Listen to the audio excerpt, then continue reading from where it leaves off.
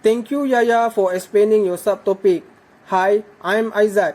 I will continue with the next subtopic, which is managing resistance to change.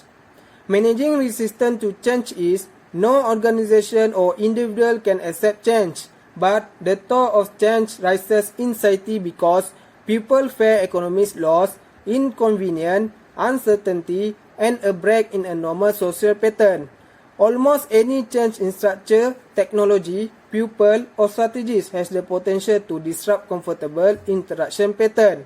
For this reason, people resist change. The strategies management process itself can enforce major change on individuals and processes. However, the resistance to change can emerge at any stage or level of strategy implementation process, although there are various approaches for implementing changes.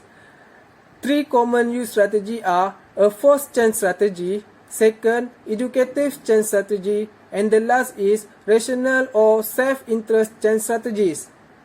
Let's look at the first strategy, which is a forced change strategy. A forced change strategy is involve giving order and enforcing those orders. This strategy has advantage of being fast, but it is plagued by low commitment and high resistance. Let's move to the second strategy, which is educative change strategies. This strategy is one that presents information to convince people of the needs of change. The advantage of an educative change strategy is the implementation becomes slow and difficult. However, this type of strategy evokes greater commitment and less resistance than does the forced change strategy. And the last strategy is rational or self-interest change strategy is one that attempts to convenience that individual. The change is to their personal advantage. When this appeal is successful, strategy implementation can be relatively easy. However, implementation changes are seldom to everyone's advantage. Let's move to the new subtopic, which is creating a strategy supportive culture.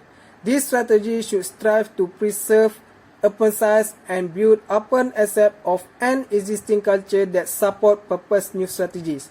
Aspects of an existing culture that are antagonistic to a proposed strategy should be identified and changed. Substantial research indicates that new strategies are often market-driven and dictated by competitive force. For this reason, changing a firm culture to fit a new strategy is usually more effective than changing a strategy to fit an existing culture. Numerous techniques are available to alter an organization's culture, including recruitment, training, transfer and promotion, restructure of an organization design, role modeling, and positive reinforcement. Let's move to the production operation concern when implementing strategy. This strategy in action means implementation requires complete, transparent process. Product or operation department that mainly concern with the achievement of organization goal and a target. Production process typically constitute more than 70% of a firm total asset. Production department play a crucial role of implementing organization strategies. Production concern decision on a plant location, plant size, product design, size of inventory, inventory control, quality product, cost control, technology innovation, and resources utilization. All these factors play an important impact on success and fear of the strategies. The last point is human resource concern when implementing strategies. Human resource is the backbone of any organization.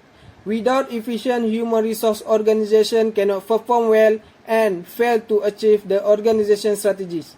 Staffing needs of the organization and its cost is an important function of the human resource manager.